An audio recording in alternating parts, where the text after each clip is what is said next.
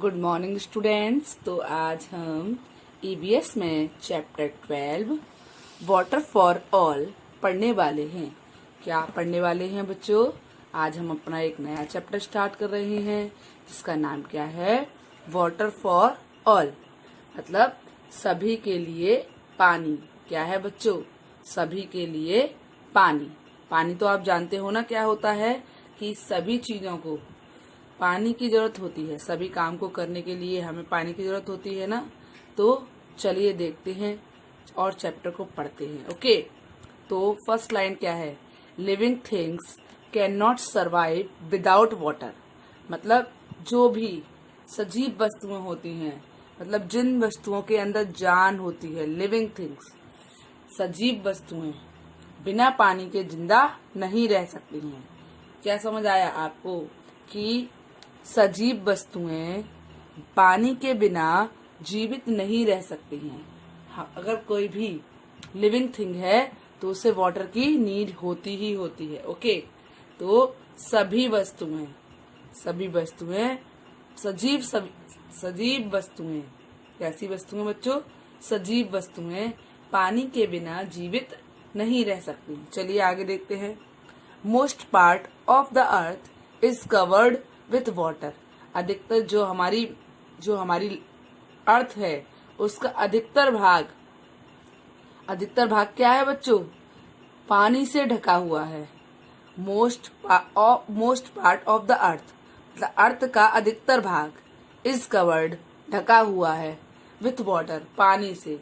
तो क्या हुआ कि पृथ्वी का अधिकांश भाग पानी से ढका हुआ है। आपने देखा है कि ये फोर स्टेप हैं, ठीक है?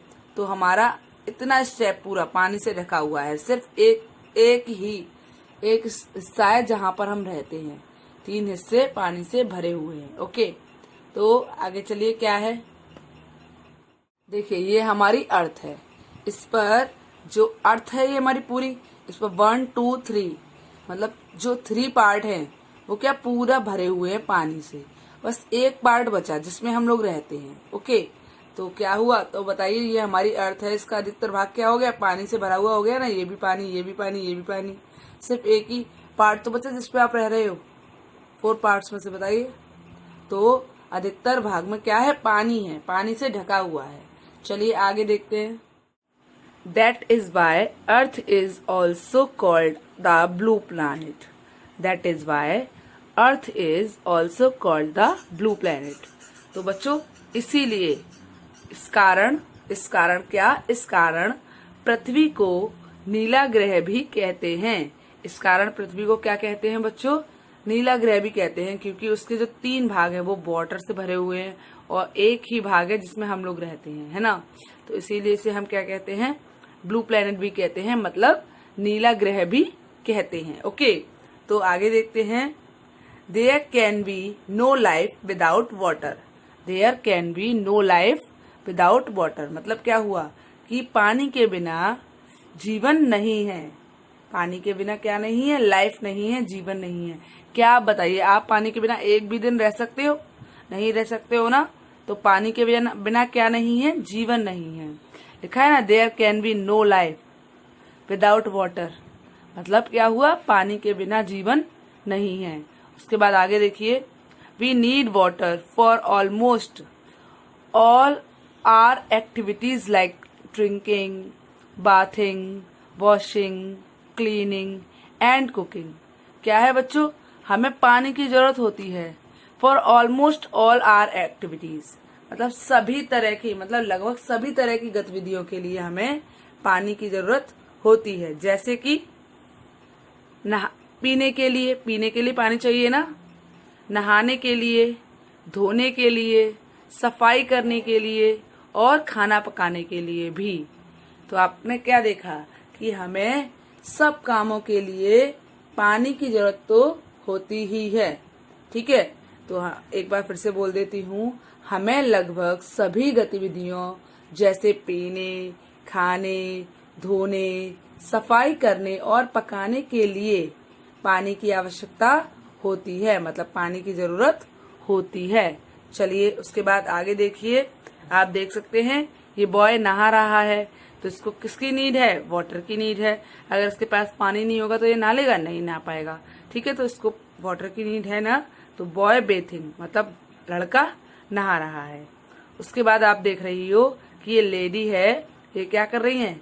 ये यूटेंसिल धो रही हैं। ठीक है, तो इनको यूटेंसिल धोने के लिए किसकी जरूरत है? पानी की जरूरत है ना। यूटेंसिल्स धोने के लिए इनको पानी की जरूरत है। तो लेडी वॉशिंग यूटेंसिल्स मतलब जो औरत है वो क्या कर रही है? वो बर्तन धो रही है। ठीक है, उसके बाद देखिए ये लेडी क्या कर रही है? कुकिंग कर रही है, मतलब भोजन पका रही है। तो आप बताइए इनको पानी की जरूरत है? हाँ, इनको भी पानी की जरूरत है, क्योंकि खाना पकाने के लिए भी तो पानी चाहिए ना। तो लेडी कुकिंग फूड, तो क्या हुआ? औरत या महिला भोजन पका रही है। ओके, तो आपको समझ आया? चलिए अब हम आगे देखते हैं, आगे क्या है? It maintains our body temperature. क्या है? यह हमारे शरीर के तापमान को बनाए रखता है। क्या करता है? इट मेंटेन्स, यह बनाए रखता है। आवर बॉडी टेम्परेचर मतलब हमारे शरीर के तापमान को। तो आपको क्या पता चला कि टेम्परेचर को हम क्या कहते हैं बच्चों? तापमान कहते हैं। यह क्या करता है? यह हमारे शरीर के तापमान को बनाए रखता है। उसके बाद आगे देखिए, it also helps in the excretion of waste from our body. ये क्या करता है? यह मदद भी करता है। यह मदद भी करता है। In the excretion of waste, in the excretion of waste from our body मतलब हमारे शरीर से जो वेस्ट होता है, जो मलत्याग होता है, उसमें भी ये मदद करता है। अपशिष्ट के मलत्याग मतलब जो अपशिष्ट के मलत्याग होते हैं, मतलब जो हम बहुत कुछ खाते हैं पीते हैं, तो जो मलत्याग होता है उसको करने में भी ये हमारी मदद करता है। ठीक है, तो आपने क्या सीखा? यह हमारे शरीर के तापमान को बनाए रखता है। यह हमारे शरीर से अपशिष्ट के मलत्याग में भी मदद करता है। वेस्ट का मतलब होता है अपशिष्ट और एक्सक्रीशन का मतलब हो गया मलत्याग। तो अपशिष्ट के मलत्याग में भी मदद करता है। ओके, चलिए तो अब हम आगे देखते हैं। तो आगे क्या है? सोर्सेज ऑफ वाटर मतलब पानी के स्रोत। क्या हो गया? पानी के स्रोत, कि पानी हमें किस किस तरीके से मिलता है, उसे हम क्या बोलते हैं? सोर्सेज ऑफ वाटर बोलते हैं। चलिए देखते हैं। Rain is the main source of water on the earth. पृथ्वी पर बारिश मुख्य स्रोत है। किसका? पानी का। पृथ्वी पर पानी का मुख्य स्रोत बारिश है। क्या है? बारिश है। अब देखिए आगे, rain water gets collected in lakes, ponds, rivers, springs, sea and ocean. Rainwater gets collected in lakes, ponds, rivers, springs, sea and oceans. क्या है बच्चों? बारिश का पानी इकट्ठा होता है या फिर इकट्ठा किया जाता है, आप कुछ भी बोल सकते हो। वैसे इकट्ठा होता है, बारिश का पानी इकट्ठा होता है। रेन वाटर गेट्स कलेक्टेड, ठीक है, तो बारिश का पानी इकट्ठा होता है। कहाँ पर? लेक में मतलब झील में, तालाबों में, नदियों में, झरनों में, समुद्रों में, महासागरों में। तो क्या होता है कि जो बारिश का पानी होता है वो झीलों, तालाबों, नदियों, धाराओं और बताइए समुद्रों और महासागरों में एकत्र हो जाता है या फिर इकट्ठा हो जाता है, आप कुछ भी बोल सकते हैं। ओके, आगे चलिए। During summer snow melt on the mountains and water rushes down to from rivers. क्या होता है? आपने देखा है गर्मियों के दौरान, ड्यूरिंग समर मतलब क्या हुआ? गर्मियों के दौरान जो स्नो होती है वो पिघलने लगती है, जो बर्फ होती है वो क्या होती है, पिघलने लगती है। ऑन द माउंटेन मतलब पहाड़ों पर, पहाड़ों पर क्या होती है, बर्फ पिघलने लगती है। And water rushes down from reverse, and water rushes down from reverse, और फिर क्या होता है, पानी नदियों की ओर फिसलने लगता है, मतलब भागने लगता है। जो भी, जैसे आपने एक बर्फ पिघल रही है तो वो नीचे की ओर उसका पानी चलने लगेगा, तो पानी नीचे की ओर भागने लगता है, मतलब कहाँ पे आने लगता है, नीचे की ओर नदियों में भागने लगता है, नदियों में आने लगता है। तो आपने क्या सीखा इससे, कि गर्मियों के दौरान पहाड़ पर बर्फ पिघल जाती है और नदियों से नीचे की ओर, और पानी कहाँ, नदियों से नीचे की ओर भागता है। ओके, चलिए आगे देखिए। आगे क्या है, some of the rain water seeps under the ground. क्या होता है, कुछ बारिश का पानी जमीन के नीचे बह जाता है।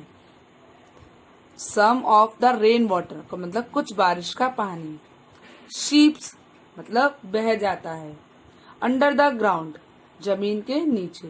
तो क्या होता है, कुछ बारिश का पानी क्या होता है, जमीन के नीचे बह जाता है, मतलब जमीन के अंदर चला जाता है।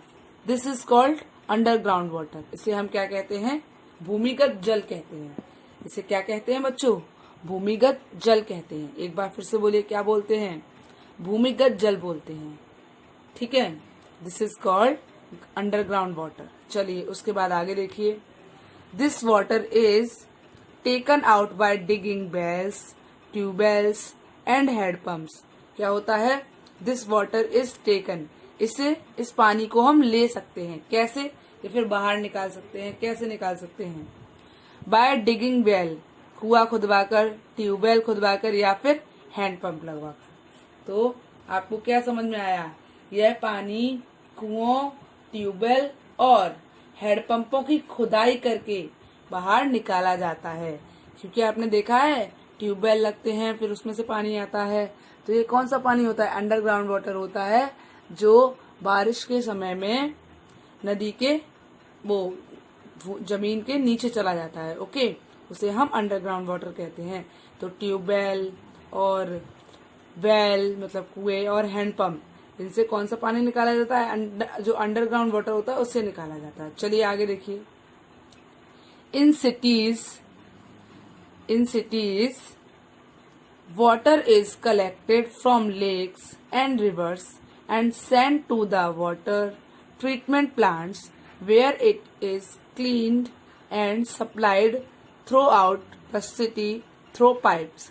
मतलब क्या होता है बच्चों, इन सिटी मतलब शहरों में, water is collected from lakes, पानी को झीलों और नदियों में इकट्ठा किया जाता है, एंड और send the water treatment plant, और वाटर ट्रीटमेंट प्लांट में भेजा जाता है, where it is clean and supplied throughout the city through pipes. तो क्या होता है कि जो सप्लायर होते हैं, मतलब पानी को वाटर ट्रीटमेंट के पास भेजा गया, अब वो क्या करते हैं, वे जो पानी होता है उसे पाइप के माध्यम से पूरे शहर में हर जगह पाइप जो भी हमारे पानी की जरूरत होती है आपूर्ति की जाती है। ओके, चलिए बताती हूँ एक बार फिर से कि शहरों में झीलों और नदियों से पानी एकत्र किया जाता है।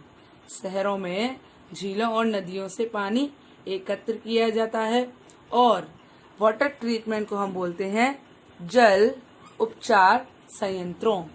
क्या बोलते हैं बच्चों, जल उपचार संयंत्र। एक बार फिर से बोलिए, जल उपचार संयंत्र। तो फिर क्या हुआ, और जल उपचार संयंत्र में को भेजा जाता है, इकट्ठा किया जाता है, उसके बाद जल उपचार संयंत्र को भेजा जाता है, जहां इसे साफ किया जाता है, जहां पर वेयर इट इज क्लीन्ड मतलब जहां इसे साफ किया जाता है, and supplied throughout the city through pipes. और फिर क्या किया जाता है, और फिर पाइप के माध्यम से शहर में हर जगह इस पानी को सप्लाई किया जाता है, मतलब इस पानी से लोगों की आपूर्ति की जाती है, मतलब उनको पानी मिलता है। ओके, तो बच्चों आप मुझे ये बताइए कि आपको इतना समझ आया कि पानी के मेन सोर्सेज क्या होते हैं। चलिए एक बार और सोर्सेज जो होते हैं वो बता देते हैं। Rain, lake, pond, river, spring, sea, ocean, ये कुछ और सोर्सेज हैं पानी के। विभिन्न स्रोत, डिफरेंट सोर्सेज ऑफ वाटर, मतलब पानी के विभिन्न स्रोत। बाकी के पानी के स्रोत कौन से हैं? लेक है, रेन है, पॉन्ड है, रिवर है, स्प्रिंग है, सी है एंड ओशियन है। तो बच्चों आप मुझे ये बताइए कि आपको समझ आया कि पानी की जरूरत सबको होती है और पानी के कौन कौन से सोर्सेज होते हैं। आगे का चैप्टर हम कल पढ़ेंगे। ओके, तो बच्चों आपको ये समझ आया ना। आपको क्या करना है होमवर्क में? आज आपको होमवर्क में इस चैप्टर को एक बार फिर से रीड करना है। ओके, क्या करना है? आपको एक बार फिर से ये चैप्टर रीड करना है और इसकी हिंदी समझनी है। ओके, चलिए गुड बाय।